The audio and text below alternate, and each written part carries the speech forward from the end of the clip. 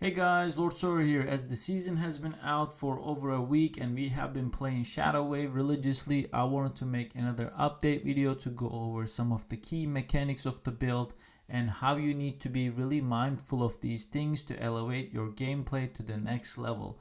Before we dive in the background, I'm letting Pit Tier 150 play and give some shoutouts to my friends King Pig and Mikuna. Both have cleared Pit 150 around 8-minute mark, and I'm currently around 11-minute mark, so trying to catch up to these blasters. Whichever build you follow, either Mikuna's or King Pig's, you cannot go wrong. We all have been in touch with each other during the process, pushing each other to the fully min-max the build. And aside from small differences, all of our builds look a lot similar at this point and maybe very small margin left to optimize. If you haven't seen already, I have tons of guide on this build. Some of them are very in-depth, even going over the formulas and my own personal calculations. Those links will be down below. I also have a very detailed written Maxroll guide on this build. Goes over every detail you really need to know if you prefer a written format instead of a video.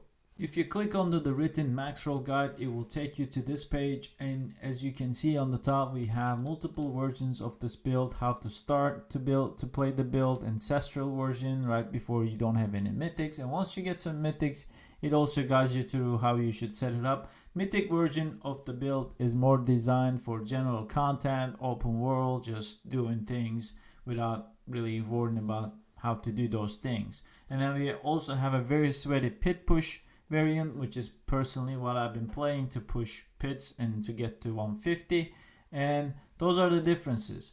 If you click on this, it will directly take you to the planner itself, and obviously you can see all the variants here and kind of see what's the differences are yourself if you just prefer to look at the planner directly. And Paragon is also here as well. I get a lot of questions about this. Tells me that a lot of people are missing the step here. A lot of people tells me that, hey, the Paragon is not finished. When are you going to update? So on and so forth. However, Paragon is actually finished. There are just steps here. This is designed this way to guide you through depending on what level you are, where you're progressing through the game. And as you get to higher Paragons, you have steps to refer to. So it's if you have all the Paragon points or not even all close to max, you can refer to them last step here, and this is pretty much designed to guide you through your journey.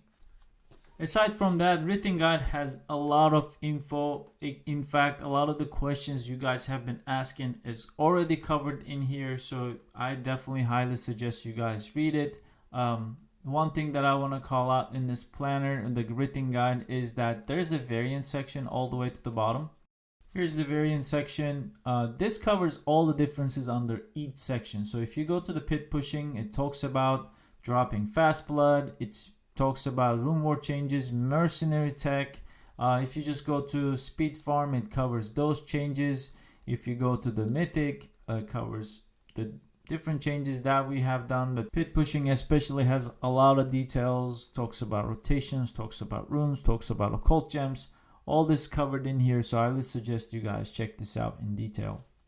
Since the build guide has already been out and I have covered all the skills and aspects before, I want to really focus on the mechanics of this build in this video so that you can get a full understanding and fully benefit from all these mechanics. Some of these mechanics you might be very aware, so I'm going to have timestamps below that you can skip to the exact mechanic you really want to know about. First, let's talk about the Blood Wave. Is our ultimate ability combined with Casime's legacy unique pants and ultimate shadow aspect. The animation of the Blood Wave turns into a shadow wave, and instead of vertical waves going out, they become horizontally and they come towards you, pulling enemies towards you as well, which is very effective. The ability turns into a very effective ability, which I think is known by all of you at this point. Shadow Wave gets most of its damage by overpowering. One of the key aspects of the build allows Shadow Wave to overpower at all times is our key passive, Rathma's Vigor. Rathma's Vigor has an internal timer of 15 seconds. You reduce this timer by healing or picking up blood orbs. Each blood orb you pick up will reduce this timer by 2 seconds. So after each wave cast, you do have to pick up about 6 to 8 blood orbs. If you see sometimes that your blood wave is doing no damage, this will happen if you turned off every damage number except overpower and you have missed the timer, you haven't picked up enough orbs to reset the blood wave, the Rathma's Vigor timer, so that your blood wave ended up doing non-overpowered damage, which you won't see that damage number on your screen if you turn them off. Maybe you have the numbers turned on, but they're not orange or blue, they're just crit or white numbers, and it's a very low damage number. That means you have failed to reset this timer. One thing to note is that now Blood Wave combined with the Tidal aspect, it has an animation lock. So even if you reset its cooldown immediately, you cannot cast another one for 3.5 seconds until the animation is complete. So at some point, having Fastblood and resetting cooldown so fast becomes obsolete, especially during pit pushing. You are in the background watching my 150 clear, and you cannot tell the difference actually if I have a Fastblood here or no Fastblood. It's mainly because it is not needed. In very high pit tiers, since the Creepify itself help reset cooldown very fast already. If you're pushing pits and very high pit tiers, eventually you will need to replace Fastblood and run another multiplier in its place to get more damage. You do not need to replace Fastblood until very high pit tiers, and I actually advise against that because mobs will be dying too fast, you will have a lot of damage anyways. So until you realize your damage starts to lag, then consider replacing Fastblood. I do also have a very detailed video on this showing the cooldown breakdowns and where you need to be to comfortably replace Fastblood. I will link that down below in the description. So how do we reset Blood Wave cooldown so fast if you are not running Fastblood? There's a very cool Mercenary tag you need to utilize for this. This is something I have been using and talking about since last season, and it became very key information this season as this build became meta. I do have lots of previous videos on this as well, so if you like more context around it, the link will be below. So the Creepify is our ability that does some other things, but most importantly, it helps us reduce cooldowns rapidly by proccing lucky hits. And if you did not know, mercenaries can also proc lucky hits, especially one mercenary and one ability is very good at this. And that is what we utilize on this build. Altkin Mercenary combined with Flame Surge procs lucky hits very often, has only 11 seconds cooldown and out for 4 seconds. When this procs, you will see that cooldowns drop significantly. Over here in the background, single target boss dummy, a good demonstration. The moment we proc Flame Surge via Altkin, our cooldowns significantly start going down. So during these downtimes, you spam Corpse Explosion, which also proc lucky hits itself, as well as proccing Flame Surge, and we get our cooldowns back rapidly.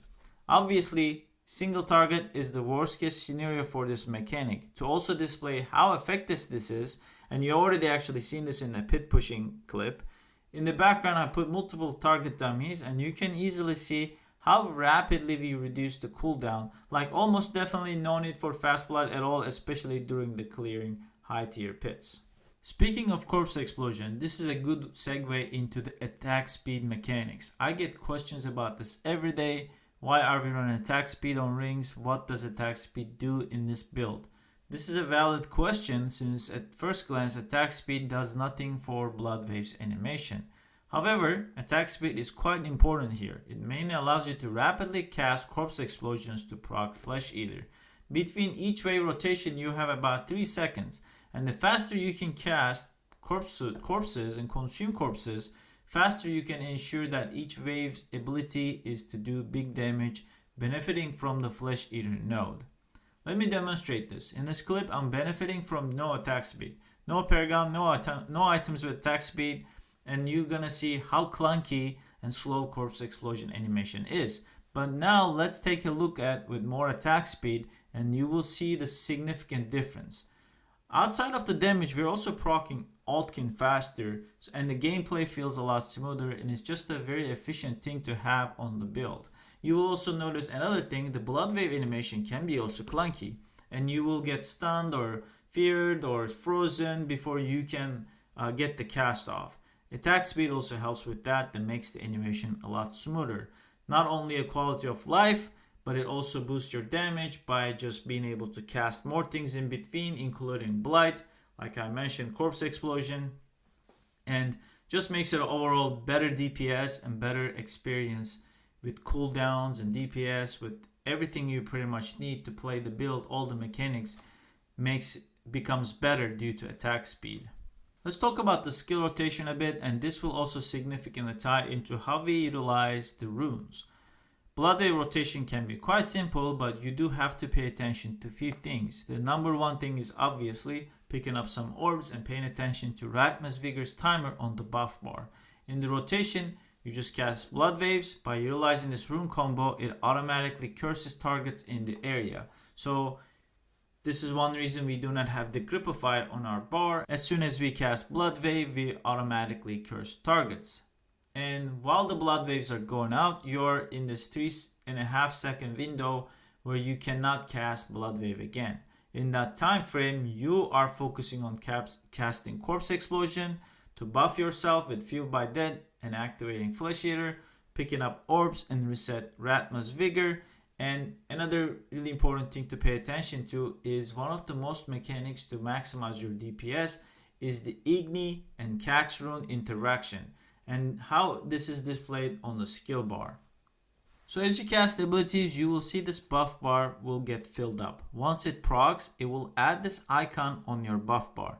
When you see this icon, you need to make sure the next cast is gonna be Blood Wave to consume this buff and double your Blood Wave damage. You need to make sure you do not cast Mist or Blight when this icon is active. If you do so, these other skills will eat your damage, and it will significantly reduce your overall DPS.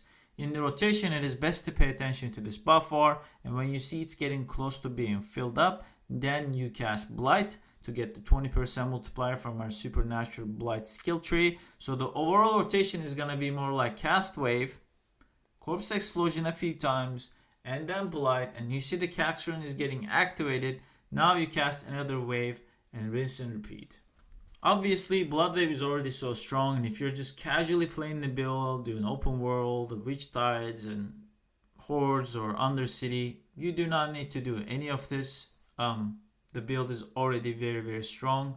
But if you're really wanting to push hyper tiers and maximize your DPS and get better timers, you need to incorporate these mechanics into your gameplay. We'll also talk about the seasonal witchcraft powers. We are choosing cycle on our pit pushing variant. One question I often get is what order you follow to level them up. I'm still leveling them up, as you can see. However, the number one is the Purging Touch. You definitely want to level this one up. This is a huge multiplier added to your ultimate ability, so this one you definitely want to level it up as quickly as possible. Second one is Aura Specialization. This one you will see in the bottom, you deal 35% increased critical strike damage. You do not want to level this one up to the max, but you do want to quickly get to the next rank, because once you get to that next rank, it will give you 35% increased critical strike damage. This shows as an additive sign. This is a UI error. This was tested, and it's actually a multiplicative, so just for your information, that's why we are picking this, and that's why it's important. Second one is Breath of the Coven. We are running this so that we get more like hit chance, helps with our cooldown reduction as I showed before, and it gives us attack speed. And I think now at this point in the video, if you have watched the whole thing or you caught the segment that I have marked below, now you know that attack speed is very, very important. So this helps with that. It gives us another 45% attack speed. Next one, we have Soul Harvest. Gives us huge amount of intelligence. Does not need to be leveled up fully because we already have a lot of this. Just the duration, but it definitely helps. You just want to level it up as you go. We have Aura Siphoning just to get another growth and decay, and also this also proc like hits as well. It's interesting, but you have 3 growth and decay so that we are activating one of our occult gems in our gear. Overall, I think this covers all the key mechanics I wanted to go over. If you think I missed anything, comment below, let me know. If you have still any questions, do not hesitate to send them my way. If you like the content and I think this is helpful, to consider liking this video and subscribing to the channel. I do have tons of more content coming your way. Lord Sora here. Thank you for watching. I will see you guys on the next video. Cheers.